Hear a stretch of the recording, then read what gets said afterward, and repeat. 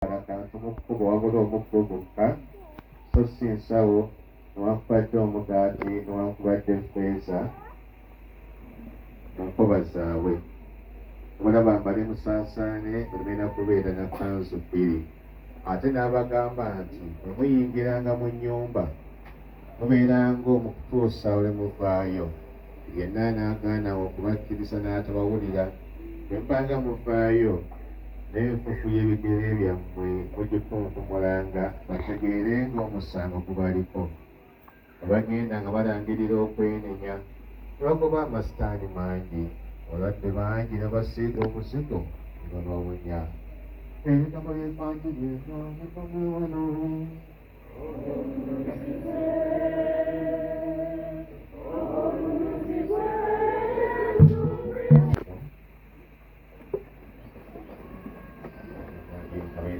Okutuukaleeti obudde bwa mmisa someddemu ebudde alibadde bwakyamisana ddala ku bato bano kinagamba abakwalana muleteziikamuka era mu ssomero yagula ku muzaddewo budde budduka Omukama ajja tuwanirira mu byonna. Beebaza okumpita okujja okukulembera mmisa ku lunaku lwamu lwa MDD. Yaniriza omugenyi omukulu ate nga ngambye asula mu paalishi yange, kitegeeza nti mwasazeewo ab'empala bonna fenna abasatu tubeere eno. Bwe tukwaniriza nnyo tubaniriza nnyo. Bale vaayo kalungi ki empala gye bazaala Ssaabasumba Pawulo Ssemwogerere.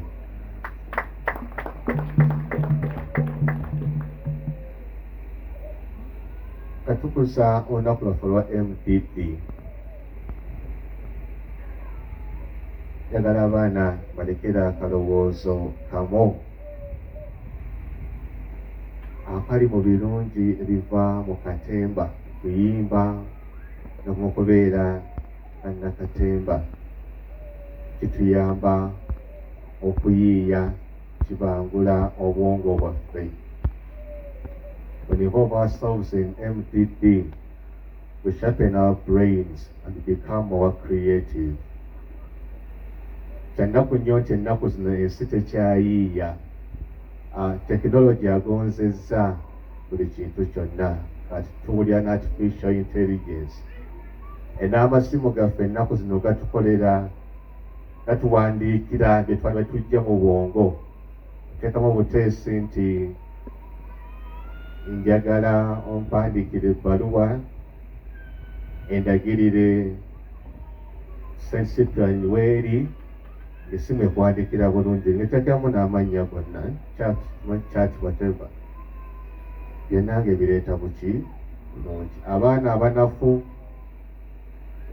bagenda owandiike essay ku topic bweti ne bweti ng'ateekamu buteesi wali ng'ekola ki.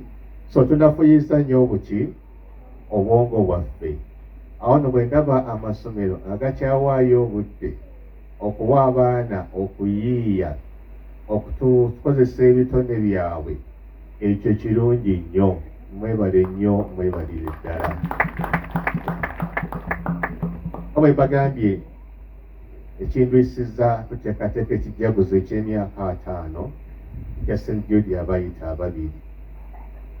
Naye kasookedde nsaba abaana batwandiikireyo poems, batuyiize n'oluyimba olw'ekijaguzo. N'okutuusa essaawa ya leero sinnafunayo akola ki? Aluyiiya. Kitegeeza ki nti ensi egonzezza bingi n'etunafuya. So ng'ate mwandibaddemu obubaka bungi bwe tuyisa mu mikutu egyo mu katemba ne mu kuyiiya, obubaka obugunjula, obubaka obuyigiriza, obubaka obutongera mu maaso. Twongera okubasaba abaana buli omu afuba okulaba nti abeerako ekitone ky'ajjayo mu kuyiiya, mu kuyimba, mu kuzannya emizannyo. Nze nazaalibwa nga ndi musajja musirise nnyo era ebigambo byange bitono nnyo. Era natuuka mu siniya 4 bayita maama wange mu seminaari y'ekisubi nga baagala kungoba lwa butayogera. Namubuuza naye omwana ono yafaanana ani, maama we oba taata we? Obutayogerayogera kiki? Maama naye musirise batali yayogerangako nnyo simanyi. Nampolereza ne nengerayo senior 5 senior 6 naye ntuuka eggulu Bishop Odama nga ye rector. Naye staff eraba osirika nnyo, otya nnyo n'okwogera mu bantu. Naye sisobola kuyimirira nga nenjogera nammwe nga bwenjogera kati, nga ntya nnyo abantu abangi. Of course mu misa sibatya nnyo, emisa bwegwambayo mbatya boolyawo. Nambuuza kati gw'oyinza kukola ki ng'omusaaseedooti gwe atayagala kwogera kuzannya na banno n'ebirala? Ne mugamba asobola okubeera private secretary wo ssebo. Era emyaka gyange 3 nagimala nkola mu ofiisi ya Bishop Odama. Bwe natuuka eggaba nsangayo Bishop Ziwa ne Monsignor Kalumba. Abali bagamba naye ono oli musirise nnyo. Awo bo kye baakola kwe kunteeka mu drama. Ate sizalina eddoboozi eddene lye muwulira. Ne baŋŋamba nja kuzannya nga kitundu kya muwala mu mizannyo gyonna eginaawandiikibwanga emyaka gye namala eneggaba. Teebereza omusajja ow'olubuto lunene enganze, nonyambaza akateeteeyi ak'obusawo, noyagala ntambule ng'omukyala mu kaloboozi akatono nga kinkaluubirira. Ate n'eddoboozi lyange laali terigenda wali bambuuza gwe oliyigiriza otya nga toli soft spoken. Ffe ku stage zaffe tekwabanga mizindaalo. Kati Bishop Ziwa ng'atuula stage gy'ekoma erinaga kati tukola practice. Zanya ekitundu kyo bulungi nga buli muntu asobola okukola ki? Buli muntu ng'asobola okuwulira. Ekinkalubi ensonyi zinkutte engeri gye nyambaddemu gannansi, ate akaloboozi n'okukalaba nti kavaayo ng'akeera ak'omusawo. Ayina okulaba nti buli muntu akola ki? Awulira. Naye ne kinyamba ne ŋŋenda nga njiga. Ekyasembayo tulina twazannya omuzannyo gye sijja kwogera, ne mbeera omukyala omuzibu ennyo mu muzannyo ogwo, ne mbonyaabonya abalala. Abantu balowooza nti ddala ziri mu seminaariyo, era ng'egye nazannyamu nga balindiridde n'okunkuba embigo nga tuvudde ku stage olw'okuyigganya omukyala omulala mu muzannyo nga bwe twali. Naye ddala oyo abadde mu seminaari oba bapangisizza omuntu, ate munne nga amutulugunyiza nnyo. Ne balinda kulole balabe bwe tulikola ki? Tuyita era nti ekitundu kyavaayo buki? Bulungi. Kiki kyenyiseeyo mu ekyo? Nti nze Katemba yannyamba mu public speaking. Nemba nga nsobola okwogera mu bantu n'okumpa obujjukizi n'okutegeera ebintu mu ngeri ennungi n'okwogera obulungi mu bantu. Awo nno abaana abali mu ssomero lino mwenna muli ba mugaso mu maaso ga Katonda. We are all useful in God's sight, and He gives us so many talents. Katonda atulindidde okulaba nti buli kitone ky'olina okikozesa buki? Okikozesa bulungi.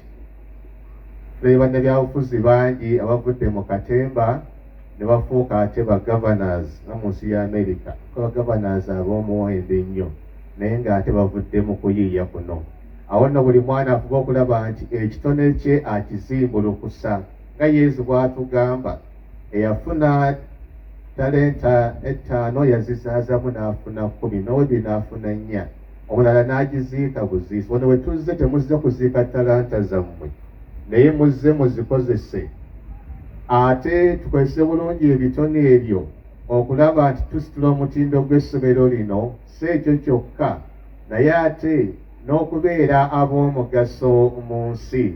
Tuyinza okutuusa obubaka bungi nnyo obuzimba era obugasa abantu nga tweyambisa ebitone byaffe.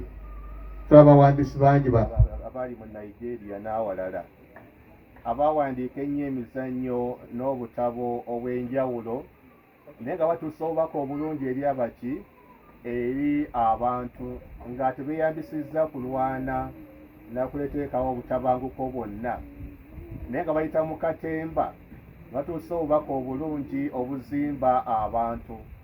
Awo naffe kyetwesabira tufunye omukisa guno, essomero mwe tuli lituyamba okuyiiya, tweyambise ebitone ebyo okulaba nti tuleeta emirembe, tuzimba obukristu, tuzimba eggwanga, ate tugunjula ne bato bannaffe.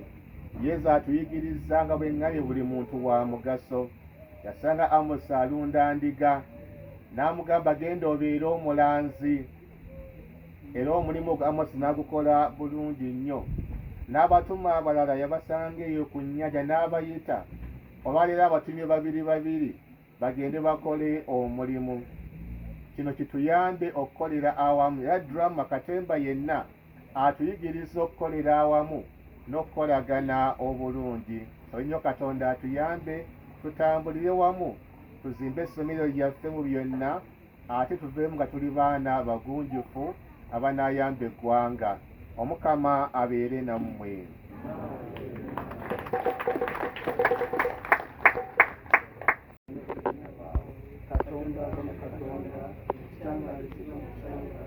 Katonda galava mu Katonda kala yasalwa luzaalibwa Katonda ye mekati mwa Katonda eramudala ebinamu byakolebwa eyo olw'okubeera ffe abantu olw'okutulokola yava mu ggulu n'akka n'afuna olubiri maliro mubeerevu wa mwoyo omutuukirivu n'afuuka omuntu era olw'okubeera ffe yakomererwa ne ku lusalaba n'abonaabona kulembejja ku nsi yo Piraato n'aziikibwa n'asookera ku lwesatu nga bwe kyali mu biwandiiko n'alimya obululu atudde ku bwadde obwa Paatiri alidde ogw'okuna ekitiibwa okulamula abalamu n'abafu obwakabaka bwete bulimutwawo zikiriza ne mwoyo mutuukirivu okukamulaawulamu ava mu Paatiri ne mwana bwe tusinzaamu ne Paatiri ne mwana tetuba kulimiza kimu eyereberera mu balanzi zikiriza n'ekereziya omu omutukuvu katolika eyava mu batume yatalabizi mu masemineri era n'ebyobuzibu kw'abafu n'obulamu bw'emirembe egibita. Abooluganda abaagalwa, Katonda Kitaffe tumwanjulire ebyetaago byaffe ebinaatuyamba okuzimba ebitone byaffe n'okukulaakulanya essomero lyaffe. Otuyambe Ayi Mukama, otuwe ebyetaago. Abeepiskoopi abasaseredoti bannaddiini abasomesa, Omukama abongera omwoyo okwongera okulungamya abantu ba Katonda. Tukikusaba Ayi Mukama. Wetuyambe Ayi Mukama. Amazima n'obwenkanya mu bye balowooza ne mu bye bakola, tukikusaba Ayi Mukama. Wetuyambe Ayi Mukama, otuwe ebyetaago byaffe. Tusabire abavubuka abeewaddeyo mu kwetegekera okubeera abatume era abalansi ab'evvanjiri y'Omukama. Omukama abawa omukisa gwe bayite bulungi mu matendekero. Tukikusaba Ayi Mukama. Wetuyambe Ayi Mukama, otuwe ebyetaago byaffe. Tusabye baddemu amaanyi n'essuubi, bawonera batuuke ku bulokofu. Tukikusaba Wetuyambe Ayi Mukama, otuwe ebyetaago byaffe. Tusabira abakulembeze b'essomero lyaffe, abasomesa, abayizi abajulizi na bonna abalyagaliza ebirungi n'okugenda mu maaso. Omukama abawa amaanyi, obuvumu n'obujjumbizi. Buli omu asobola okukola ky'asobola okutuusa essomero lino ku ntikko. Tukikusaba ayi Mukama.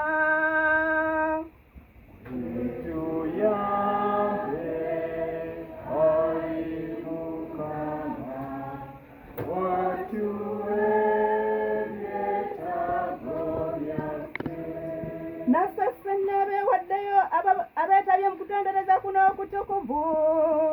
Mwoyo omutuukirivu atwongera omulimu ogw'okuyaayanira omulimu gw'okutuusa evvanjiri ya Katonda wonna. Abantu ba Katonda beeyongera, obwakabaka bwa Katonda bweyongera okulaakulana. Tukikusaba ayi Mukama.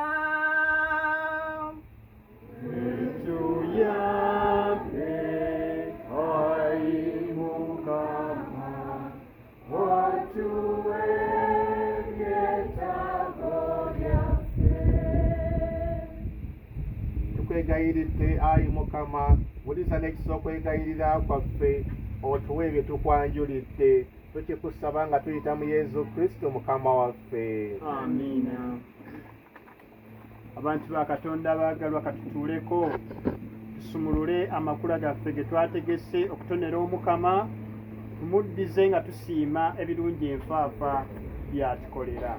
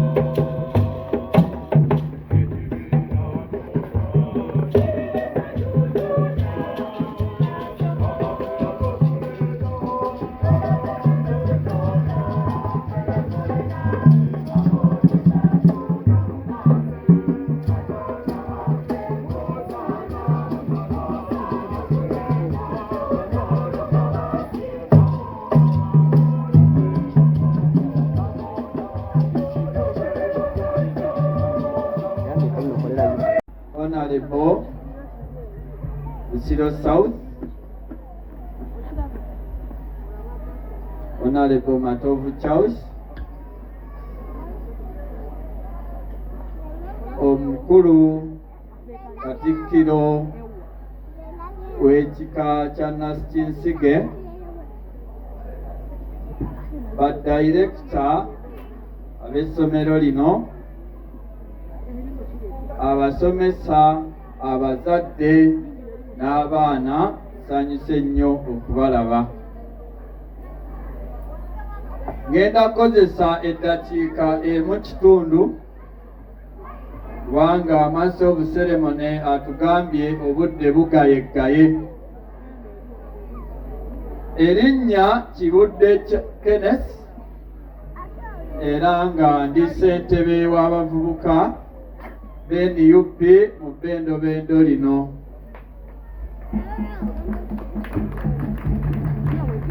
Ntikiddwa obubaka obwa gavana w'ekitundu kino Matiya Lwanga Bwanika,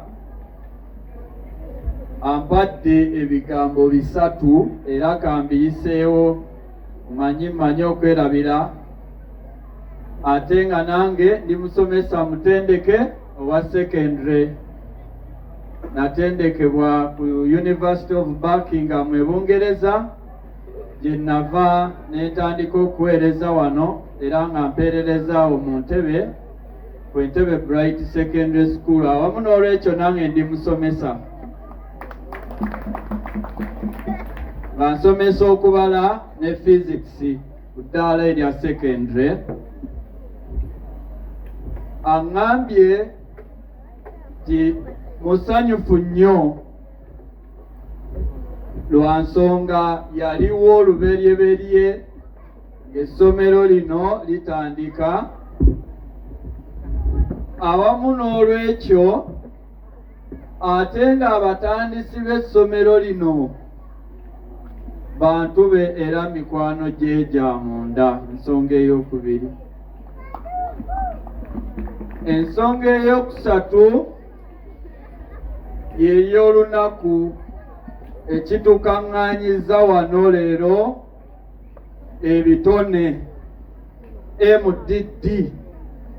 Kirungi nnyo okugatta ebisomebwa mu kibiina bye tuyita curriculum ne co-curricular activities. Tukimanyi bulungi nnyo nti ebitone kya bbeeyi nnyo.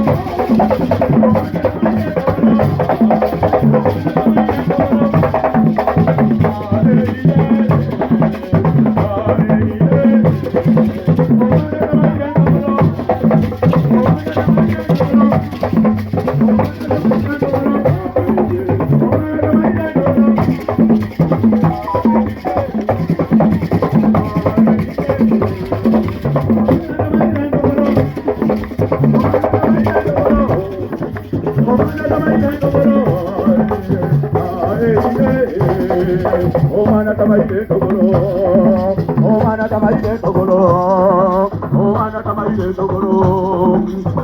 tamaire togolo, omana tamaire togolo, omana tamaire togolo, omana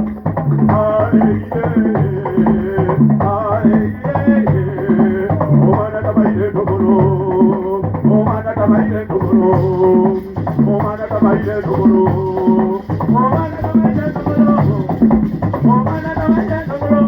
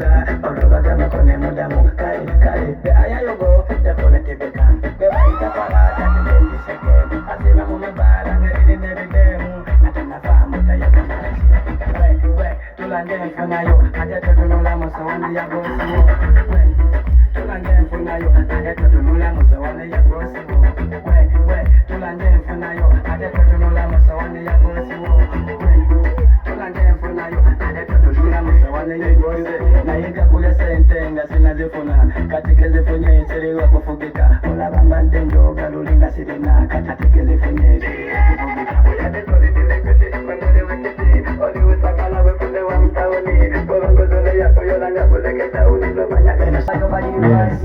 Asekulia tweyanza nnyo tweyanzege bungi mukola bingi n'obuvunanyizibwa bungi naye nzize okutematema mu bigambo by'omugenyi mukulu byatuwadde era ng'ensonga gye ntandikirako atusuubizza okukolaganira wamu ne Cyprian Memorial School obuli nsonga ayogedde n'agamba nti ebitone nga bino kya buvunanyizibwa okubeera nga bikuumibwa era mu mbeera eyo ayongedde n'aweereza obubaka eri abakiise okuleeta abalana ku ssomero anti bane ne mulaba njogera ku St. Cyprian nasomera ku St. Cyprian kati limbi nnyo mu mutwe so mukubirize mikwano gyammwe okuweereza abaana ku Cyprian Memorial School ayongedde n'agamba nti tekinologi mu kiseera kino yagenze wala era tusuubizza okukolagana ne muganda Stephen okubanga bakola website gwe mutimbagano okuteekebwako nga bino bino mubirabye emizannyo nga gino na buli kimu okusikiriza abagabi b'obuyambi atukakasizza nti obuyambi gye buli mu nsi yonna naye tebasobola bututuusaako nga tewali nteekateeka nnuŋŋamu esobola kubanga batutuukako okutumanya kale nno obuweereza bwe agambye nti ajja kubanga buli kimu kitambula wamu naye okulaba nga Cyprian Memorial School egenda mu maaso atugambye nti kinamunyumira nnyo emyaka nga gigyo okudda wano nga waliwo essomero ery'amaanyi n'okusinga bwalirese ebyo nno bwebadde obubaka bwe obufunze nze Dr. Mulindwa abatumiddeko mwenna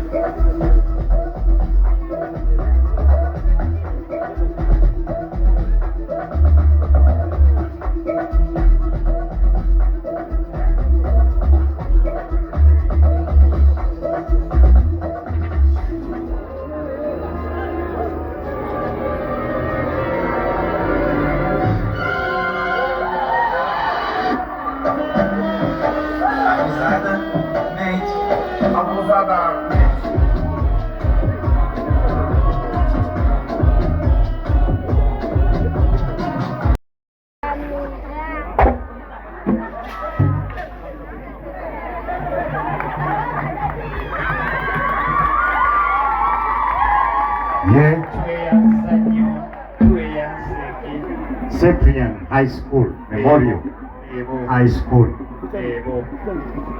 Thank you for such a good performance. Abaana beebo emwantuwa beebo bwe batebalabise mbongere engalo ez'amaanyi mwebale nnyo mwebalire ddala gye mwabasindika ne bakkiriza okuba bagonvu okubateekamu ebyo mubongere engalo ate katusabe essebo baleme kuba batamiivu kubanga bayadde balina kukola bwe batyo olw'ensonga wano tukola ebyemikono bakwatirako ddala najjayo ekintu bwe kiba kibajje nga kyekyo bekwatako okwo kakati kyakola takola nga asaagasaaga tubongere omugalo akigiramu ddala ne gummuka ne banywa bannange sebo embeera twalimuddako mu kiseera kino kyennyini esebo wakati mu ssanyu eritandise okutubugaana amatama ddala omugenyi omukulu esebo ayagala kutubuuzaako era ategeezezzaako nti ku lwakadda kamuliridwe empinga esebo ayagala kweyuna ekkuba eridda puroguramu endala enteekateeka nnungi ddala tweyanza olwakadde nja kusaba Essebo. omugenyi omukulu Essebo. mwami Nyakayiru Franka Essebo. ofunawo omuzindaalo obeeko kyotugamba tweyanziza nnyo taata. Nakatusiza dda. mbalamusizza nebadde mbasaba oluganda lwange terumalaako ngenda kulusoosa bano abazadde oluzungu balutegeera ekyo tewali buzibu. Rolling you. Thank you very much. Local leaders, directors of Cyprian Memorial, teachers of such great children. I can see the value they're already imparting on the children. Parents who have made a decision to bring these children, and everyone who is here. Thank you very much and good afternoon. My name is Frank Nyakairu. I'm not a politician, so I'm going to keep it very short. But I'm a friend of this family through Stephen, who is my colleague in one of the companies that I run. And Stephen is a friend and a colleague in this company. In my other capacity, I also work for the United Nations in Italy, here in Rome. So, I want to thank Mr. Maega. Thank you very, very much. Thinking is one, doing is another, starting is one of the most important things, and growing is not a guarantee. So thank you very much for making a decision. You could have said, let us grow cards and sell in Senyi, but you said no. I think we can remember Mr. Cyprian to create a school that is going to add value, and this school has got a standard that I have not seen in very many schools in Uganda, especially in year one. So thank you very much to you and your co-directors for making that decision, and I think it's such a decision that's going to impact lives for decades to come. So thank you very much. To Stephen, my brother, I'd like to thank you very much. I don't know when sometimes he disappears on me. Now I know where he is. Yeah, and he told me about the project. I said, no, this is very good, and I'm going to see what we can do together. So Stephen, thank you very much. And now you want a week, whatever it was that you want to do, you can count on me for your support. I wanted to talk about the importance of education, and I hope these kids can really understand. We are in a time where our education sector is in turmoil. With very little support, the schools are struggling, the government is not helping, and a person who has got a very good dream finds themselves really struggling with something they shouldn't be struggling with. And this is a very tough time, but I really salute the decision to invest in education, because these kids need to know, and I wish they were here, that education makes the difference. Education is the biggest equalizer. The less you have, the shorter distance you can cover. The more you have, the longer distance you can cover. I can thank my parents, because I studied in a school like this, and we struggled very, very much sometimes for school fees. They sacrificed, and I know the sacrifice they made. But here I am. I'm a qualified journalist. I'm working for United Nations, and I also have businesses. So it is not a guarantee. You have to really be someone special to achieve that with no education. So these children need to know that education is the key. It gives you skills, it gives you answers, but most importantly, the ability to do critical thinking. Critical thinking is the only way we can unlock solutions to the problems we are solving, and education does that for you. So this is very important. Yeah. One of the biggest problems we have in Uganda, and I drink alcohol, don't get me wrong, is alcoholism. Yeah. And alcoholism has taken our people. I got the message. It's very clear. You're imparting knowledge, but also most importantly, the life skills that you can drink a glass, but you don't need to, fall all over the place. And you know what alcohol has done to Uganda. There are some regions that are worse. I have been there. 50-60% of the men are completely written off. The whole workforce of a country is robbed by this scourge of alcoholism. So education is everything. It's everything. And we try very much to understand. Sometimes you want to give up, but never give up. Education, up to today, I am studying. Yeah? Up to today, I am studying a master's in graphic design. And I know how that is going to put money in my pocket. I'm older. I cannot waste money on education, so I'm going to take lessons. But education is everything. Yeah? I have a friend of mine who is a politician, very, very known. But he's studying, and he's studying chemical engineering. And he's studying chemical engineering because he has just started cosmetics business. But for him to understand that, he has to go back to school, lower himself, and learn something new. Learning does not end. Yeah? For those who are using the internet today, you know that there's something called ChatGPT, and everyone right here in the world, as we talk, is figuring out where is that going to leave me. You know, those who used to write, whatever you used to write, and be written by a computer within 30 seconds. Even 30 seconds is really long. 5. Yeah? People are writing books in half a day because of what technology is today. But what we need to do, we learn every day to see how we can fit in there and move forward. Education is very, very important. To the children here, I think there are some things that we need to talk about. I've seen some key messages here.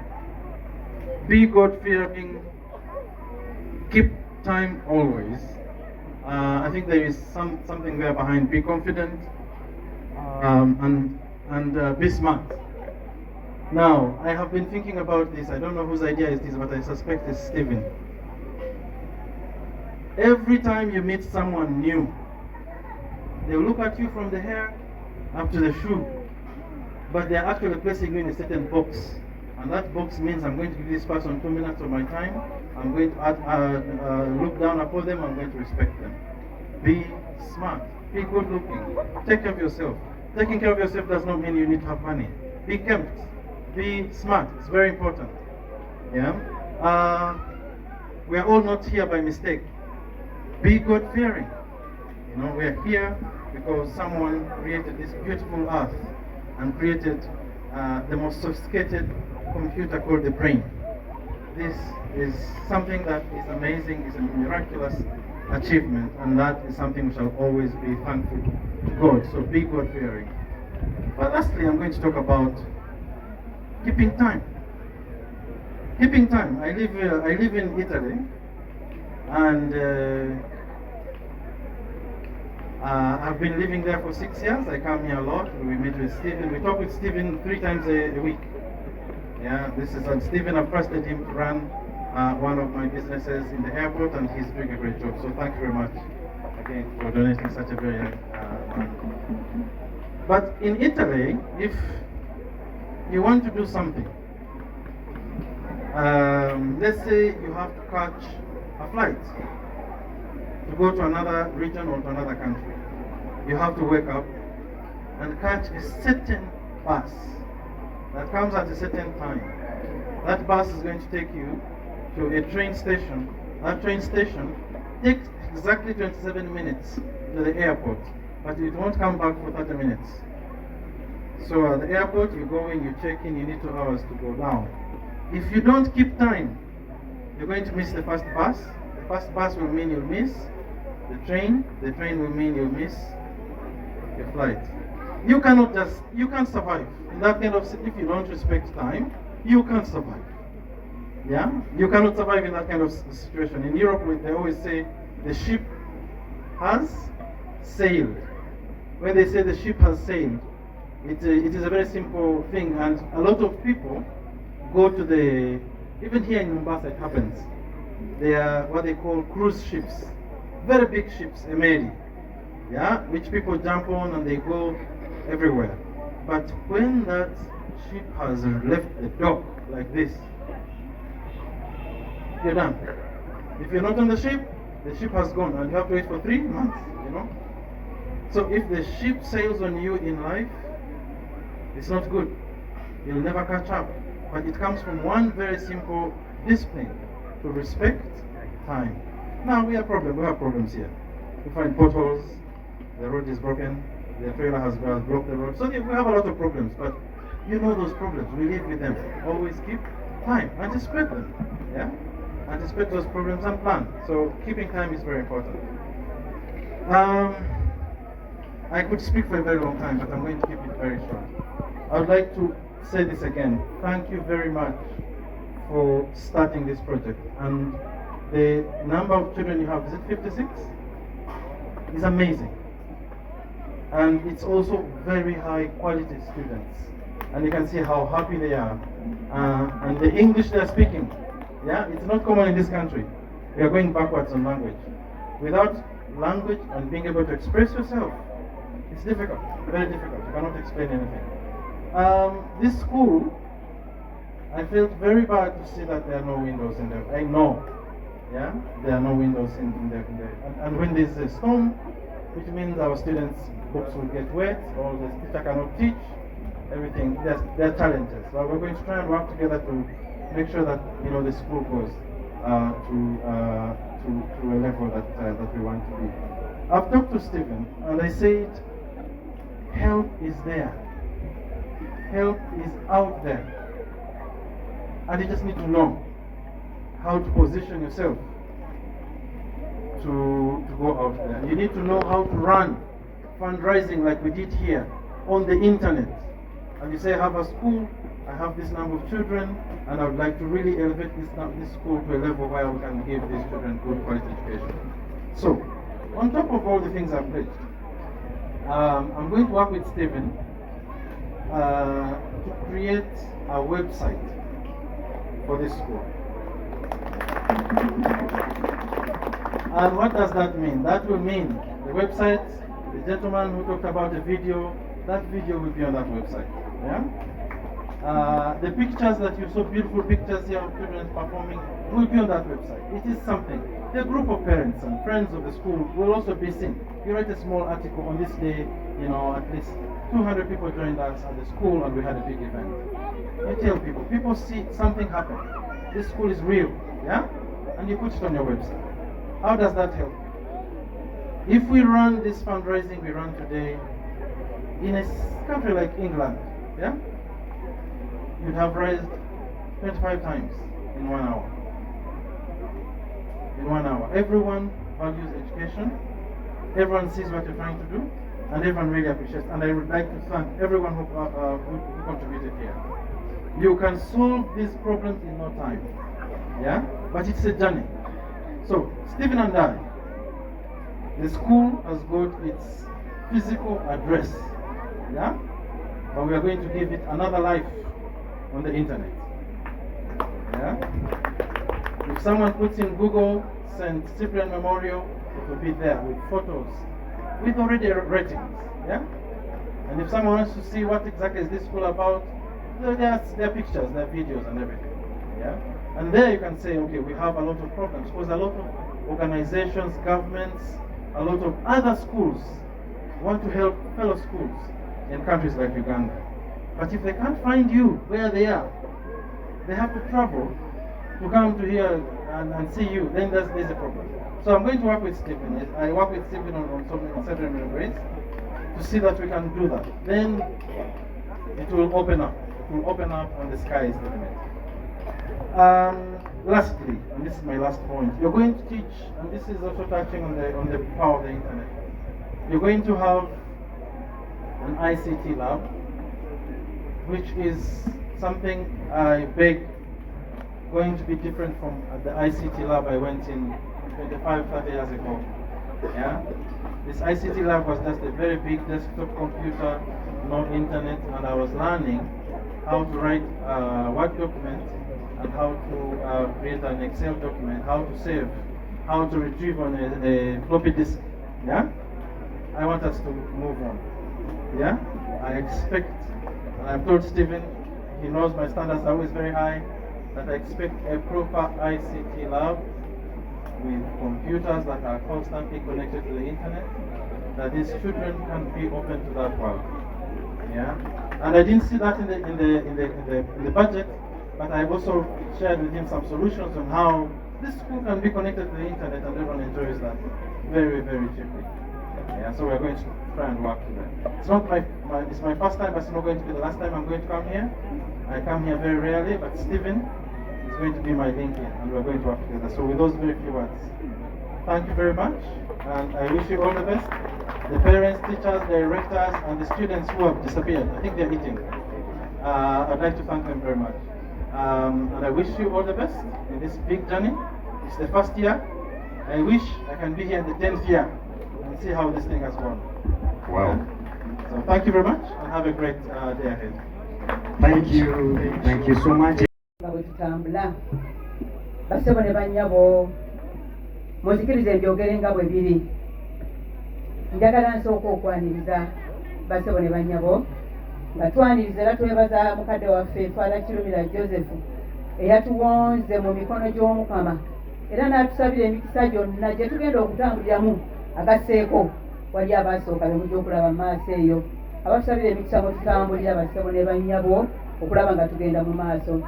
Twale tusuubira okusobola ddala omukunyi waffe omukulu tuzaako omugenyi omukulu ndowooza naye tumuyite mwana waffe Nyakairu Franka abadde naffe era n'ayogera byonna bye muwulidde ebisuubiza enkulaakulana y'ekika ekyawaggulu ennyo. Twale tusuubira omwana waffe Mutebi Jebbi tetubadde naye ensonga tetwakitegedde former MP Busiro South so ne MP waffe omulondo ow'omulundi guno abadde naffe era gwe mulabye obulungi ennyo. Twabadde ne munnaffe yakiikiridde gavana waffe naye tumwaniriza nnyo era twaniriza mwenna abagenyi baffe ab'ebitiibwa buli omu mu kiti kye. Abooluganda mwenna tulinawo bamaama baffe bataata tetulina ndowooza bamaama abaffe so nga ate n'abooluganda abalala bonna awali n'abaana abamukadde waffe Sepiriya bwe twabbulamu ekijjukizo kino kye tuliko olwaleero kye twebaliza Katonda. Twaniriza n'abazadde b'essomero lyaffe mwenna mikwano gy'essomero waliwo abazze nga just bagenyi si bazadde naye nga ba mikwano abatwagaliza okugenda mu maaso ate n'abaana baffe abalungi be mulabye abamalirivu okulaba nga tutambula nga bwe mutulaba. Essanyu tulina jitirivu abooluganda nga tubaaniriza ku mukolo gwaffe guno ogugase emikolo esatu bugumu ng'ekisookera ddala olwali lubadde vidi y'abaana baffe tubadde kukyalira abaana bo bagigazaako vidi oyinza ogiyisa visitation day n'okwolesa ebitone byabwe era nga bwe mulabye kye bayita MDD bo ate nga twaniriza twagala tukwasize wamu oba twayagadde tukwasize wamu okwongera essomero lyaffe mu maaso mu kulizimba mu kulikulaakulanya era nga bwe twatandise nga mwalabye mukadde waffe akitambuza waliwo abawulira nga baagala okyongerayo era benja okusaba nabo babaweeyo akadde lwakuba obudde bututwalaganya. Basaba ne banyaba abakulembeze b'essomero lyaffe be bano kyamaani waffe ye mwami Francis Mayiga nja kusaba ayimirireko twandibadde tuyimiridde wano ffenna ababoodi naye tetusobodde olw'obudde twanguya obudde bututwala ntyagi.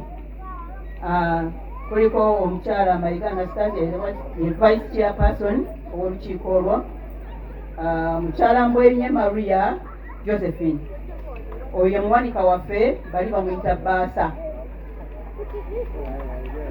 omwami Kalisti Emmanuel oyo ye chairperson ye muwandiisi waffe ow'olukiiko olwo ate nga ye head teacher w'essomero lyaffe. Tawuubyawuube kubanga yayimiridde tajja kuddamu kuyimirira abawubireko mu mulabe.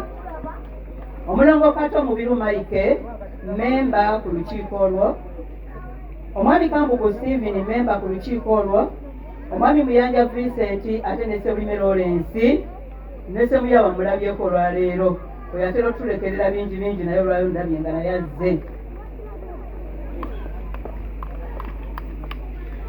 Basaba ne bannyabo tusaba tubanjulire ku bye tusobodde okukola. Tusobodde okuyimirizaawo ekizimbe ekyo kyennyini kye mulaba ekiriko classrooms 4 so ne offices 2. Tusobodde watwasobola okutandikira awamu n'amasomero amalala omwaka guno ng'ennaku z'omwezi 5 nga tukulemberwamu Father Claudia Segonja eyatukulembera n'ekitambiro kya mmisa era tumwebaza nnyo olw'omukisa gwe yatusabira era gututambuliza bulungi nnyo nnyini ddala.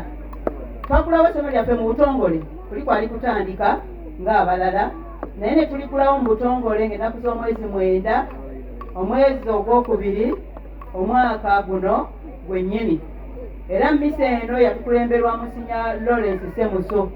Munzikirize nsimbewo kaakati wano ku Musinya Lawrence Semuso. Twali enteekateeka zonna tubadde tutambula naye ng'ajja n'atusabira omukisa n'atusabira okugenda mu maaso n'atambula naffe mu buli mbeera yonna esoboka era njagala okubategeeza nti omukulu oyo atwagaliza buli kirungi kyonna ekisoboka era ye yakkiriza abaana baffe abatono ennyo be twafunye abasiniya 4 okutuulira mu senta ye oba ku senta ye omwaka guno 2024 tujja kutuuza bakandidate tulina 3. Sawa tumuneebalizeeko nga mumpeera ku ngalo. Taliiwo n'omubaka we agenze naye agambye tujja muweereza audio bitegeere bulungi naye ng'atuyambye nnyo okulaba nga tutambulira mukisa gwa Katonda ate nga atuyamba buli awasoboka. Tulina abaana 56 abalenzi 16 abawala 40. Tulina classes okuva ku senior 1 okutuuka ku 5. Muwulidde senior 4 tulinayo 3 ate aba5 bo bawera n'6. Tulina class ekyo nkyogedde. Tusobodde okuliisa essomero lyaffe mu mbeera enzite ennyo nga tuviira ddala ku kyenkya paka ku kyeggulo ng'ate tulina n'abaana ab'ekisulo obaliisa okuva ku makya paka ku kyeggulo buli lunaku nga ne wiikendi zonna kweziri. Mukama atusobozesezza abaana baffe ate era balya bulungi era balabika bulungi ndowooza namwe mukirabye. Waliwo ebikalu byennyo nabyo tusaba tubibategeeze. Ensasula y'abaana ekyali nzibu nnyo ng'ate kafiizi kakyali katono nnyo olw'okuba tutandika butandisi tukyegayirira n'abazadde bakkirize ate nga n'omuwendo gw'abayiise gunnaba kumala kuyimirizaawo essomero kizibu ky'amaanyi. Ate n'ekyo waggulu kyekituviiriddeko n'okukaluubirirwa ennyo okusasula abasomesa era bakyatubanjira ddala nnyo. Abaana batulwaliridde nnyo naye Mukama atubedde nti mukwegayirira okungi nga bwe tuva n'okweyambisa ku basawo Mukama akyatuwanidde tetunafiisaayo mwana tukyatambula bwe kitaba bwe tubajjanjaba tutambudde nabo n'abalwadde bonna babadde mu participation kuba twafuna n'okusaba ku lunaku olwokutaano twegayirira Katonda omukolo gwaffe guveeyo bulungi kyenkakasa nti akituwadde bulungi. Kantwale omukisa guno basebo ne banyabo okwebaza abasomesa baffe abayimiridde naffe nga bwe mbabuulidde mu bugubi obungi ate ng'abasinga twatandika nabo okuviira ddala ku ntandikwa ng'essomero terinatandika ne tukola nabo enteekateeka ez'okulitandika ate nga tukyatambula nabo ng'ate tetubasasula na bulungi. Tubeebaza nnyo bannange mwebale nnyo mwebalire ddala. Twebaza n'abasomesa abakyali abayizi.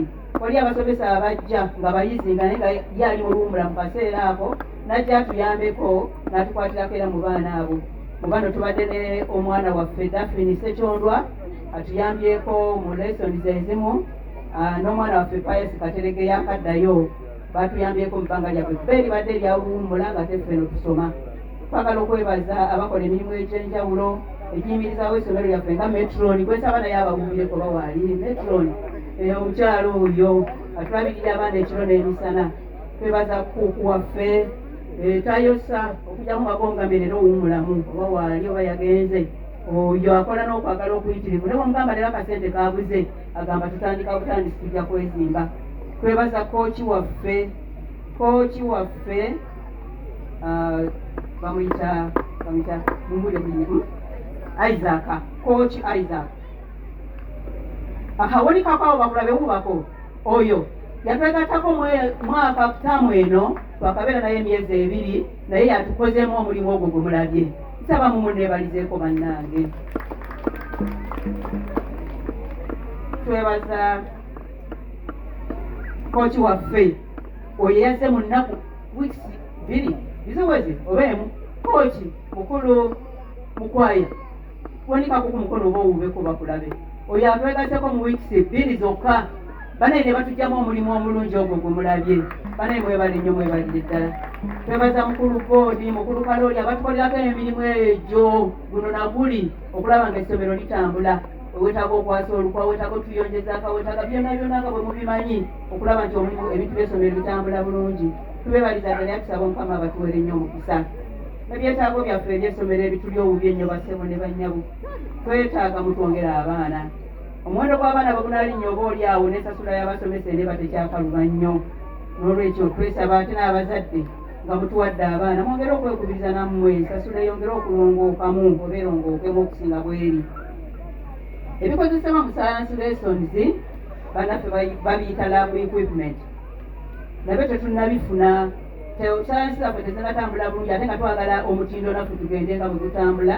N'olw'ensonga eyo tubyetaaga nnyo. Twetaaga okuba ne fire extinguisher. Abakebezi b'amasomero bajja ne batulambula ne batugamba bwe tutaabe nazo bajja tuggalawo. N'olwekyo nazo tuzeetaagira ddala mu bwangu. Twetaaga tulina toilet yaffe gye twasima entongole ey'essomero. Ze tukyeyambisa tukyeyazika neeyazike naye tulina yaffe gye twasima ey'essomero ya standards nga 8 naye obusobozi bwaffe bwatukomya kugiwa kitebe naye tusaba naye tugizimbe yeyongereyo waggulu oba emalirizibwe. Basebo ne bannyabo n'ekigambo ky'amazzi nakyo kituyisa bubi nnyo nnyini ddala. Mu budde obw'enkuba tuba waakiri naye enkuba bw'eba tetonnya tuba bubi nnyo nnyini ddala. Oluusi twesanga nga tuserengeseeko ne ku luzzi nga bitabuse nga tetulina okulya, tulina okunywa, tulina okunaaba. Ate abaana abawala bo tebanaaba n'onaaba. Omwana ayinza okunaaba ekidomola kinaba n'akiteeka wali nga talina n'okwoza n'ebigendera. Ku lwekyo amazzi tugeetaaga nnyo nnyini ddala. Twetaaga okufuna amazzi amasime oba aga pipes oba taps. Ate n'okwongera ku bungi bwa ttanka kyetaagisa twongere ku mazzi agafungulwa okuva ku bizimbe. Wano twebaza nnyo mujaana waffe awo waliwo akaabuzeewo mwalabye nga ntaddewo kapeni abalina empapula. Mulyana waffe ng'ate mutabani wa mukadde waffe gwe twabbulamu essomero lino Sepiriya nga ye mwami Girivazio Semmanda ate nga ye taata w'abaana era muganda wa mwami nze mwami wange. N'olwekyo atuyambye nnyo ku nsonga y'amazzi eyo. Atulwaniddeko kubanga yalina amazzi amakube bwe tulemererwa waneno n'atukubirayo ate nga n'oluusi n'akasente katusaba si kamaanyi nnyo atusaba akakuba bw'aba ayagadde naye okufunayo ko n'atusaba akasaamusaamu akatalinga kabali abakima amazzi mu ngeri ey'enjawulo. Abasebo ne bannyabo nsaba naye tumwebaze. Sinaba mulabako naye maama waali n'abaana baganda b'abasiibini weebali. Mwebale nnyo beebalire ddala. Twetaaga fensi basebo ne bannyabo. Waliwo abajja basalinga oluusi n'omutamiivu n'awulira engoma ng'evuga n'agamba kati kano naye nayagala gyawulire kubanga talina kimuziyiza naye n'akyama. Nayagala okulonda akapaketi k'omwana naye najja. Batutoolako awo n'ebifoomu z'abaana baffe twalumwa nnyo era lwabutaba na fensi. N'olwekyo ne fensi naye tugyetaaga nnyo ku ssomero lyaffe okwewala abasaalimba abo abanyakuzi ate n'abatayagaliza. Oli yakwata yunifoomu n'agenda nga alisaasaanya jasti mu kyalo ngeri yakulumya bulumya butayagaliza. Atwagala okwewala abantu ng'abo tufune ekikomera. Twetaaga ekizimbe ekirala ekyo kyo kyogeddwako n'emabega nga kiriko classrooms waakiri 2 kubanga classes entongole tulina 1 2 3 4 naye twetaaga 5 ne 6. Ezo zo tukyeyazika bweyazisi we basomera naye nga twagala nazo tuzifune mu butongole nga kuliko staff room nayo tetugirina nayo tutetenkanya nga kuliko laboratory, library, offices endala. Olwali tulina offices 2 zokka eya HM 2 entongole tulina eya HM neya secretary. Doors tumweyazikira bweyazikizi walala. Twetaaga ne holo. Tetusobola kufuna senta nga tetufunye holo naye tugyetaaga nnyo. Mu ngeri ey'enjawulo twebaze sitaafu abatendesi twabogeddeko management nga bakubiriziddwa Stephen Kamugu okuteekateeka omukolo guno ye yaleeta ekirowoozo Kamugu oyo tuteeketeeka omukolo tuguteekewo. Ne tulowooza tetujja kusobola ne twagala tugaane naye bannange bwe tukitaddemu amaanyi Mukama atusobozesezza. Mbebaza nnyo mbebaliza ddala. Mbebaza Mama Gift omu ku bazadde baffe abayitirivu obulungi. Mama Gift nsaba obubireko ku bantu. Bannange mutuyambye. nnyo atuyambye nnyo okulaba nti tufuna ebivuga ebyo abitaddemu nnyo omukono gwe. Maama tweyanziza nnyo, tweyanzeege bwe mujje mwenna omukulu azzeewo Kochayiza akanamwebaziza dda wano muzeemu buzzi tumwebaziza akitaddemu nnyo amaanyi ag'enjawulo so nga ne mukulu Nkwaya Pawulo atuwagadde mu wiiki ebbiri okulaba nti tutuuka ku mutindo ogwo gwe mulabye.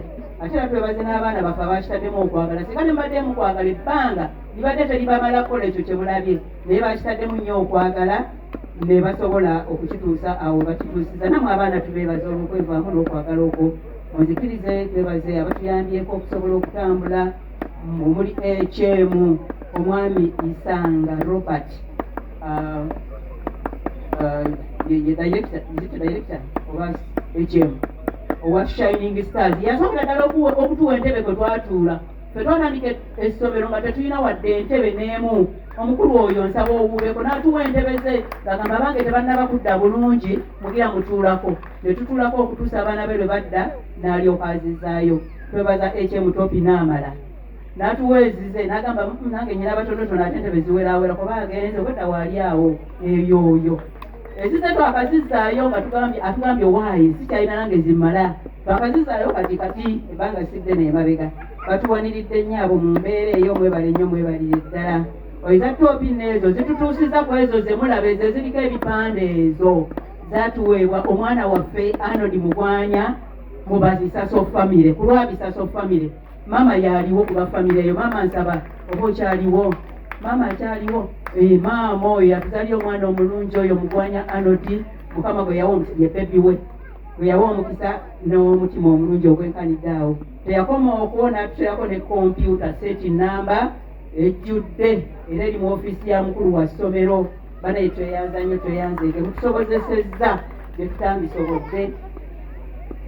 Tetulema kwebaza abatuyambanga okutuwolanga ebizimbisibwa mu busobozi waffe obutono nga tubasasulanga bwe tusobola. Omuli mwami Mukisa Hardware mwamulabye dda ng'ayogerera akyatwagaliza ebirungi bingi oyo ogenda bugenzi n'omugamba kati tuwe seminti twagala ensawo 10 twagalayo 5 nga yawandiika mu kitabo kye nga mwemusomba paka lwe mulya tusobola omuwaayo emitwalo oba 10 oba 3 oba tumusasuleko nga bwe tuba tusobodde. N'omukyala gwe simanyi erinnya ku Hardware emmanga wali ku Kakalina ebyamukisa batusanga atugambye seminti aweddeyo nga tukiirirako wali ngera omulimu gusigala gutambula naye nga batusasuza mu ngeri etalinga yabammanerenda. Ate era tetulema okwebaza ne n'omwami Beni musomesa master oba waali sinamulaba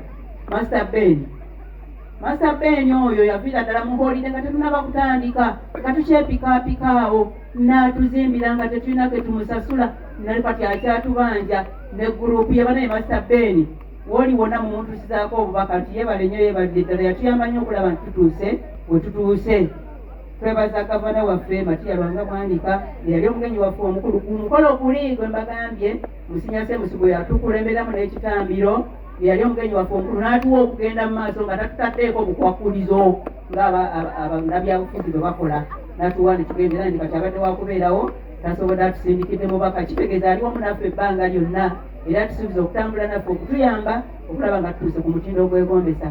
Tetulema okwebaza ne mmeeya waffe bwe twamubuulirako ku nsonga eyo yatugamba kugambe amuze mujje mbawe okuyita ki recommendation mujje mbawe recommendation mugende mu maaso. Kati juzi ffe nga tugayaddemu ne batuyita oba ne batusindikira abantu wano ne baali baagala tujjako misolo okutukwata ne batugamba bwe mutagenda kajjansi tetubakkiriza kugenda maaso tubagenda wa mmeeya n'abagamba nedda bano baleke batambuleyo omwaka mulamba nga bwe beeteekateeka n'atuwa omwaka mulamba nga tetuwa misolo. Twebaza mmeeya waffe ate nga yeetegese n'olukiiko lwe okutuyamba mu ngeri zonna ezisoboka ng'okutuwa ebitabo n'ebinaabisobosenga byonna. Twaniriza nandi twebaza buli omu yenna Omukama gwawadde omukisa okuyimirira mu bigere bya Katonda oyo okulaba ng'omulimu Katonda ye gwennyini gwe yeetandikira nga gugenda mu maaso. Omukama abatuwere nnyo omukisa nga buli omu akola ekisoboka okuyambako okutwala essomero lino mu maaso. Era nsuubira nti buli omu agenda kubaako kyakola tewali agenda kubaano nga talina kyakoze. Oba tewafunye mukisa guyitwa faada nze nkusaba obeeko kyotugamba ku nsonga y'okutwala essomero lino mu maaso. Mwebale nnyo mwebalire ddala abagaseeko mwebale nnyo mwebaliza lubyeza alina kyayagala okugattako. Mukama bampeere nnyo omukisa, mwebale nnyo, mwebalire ddala. Nze Mayiga Anastasia ku lwa Board of Directors.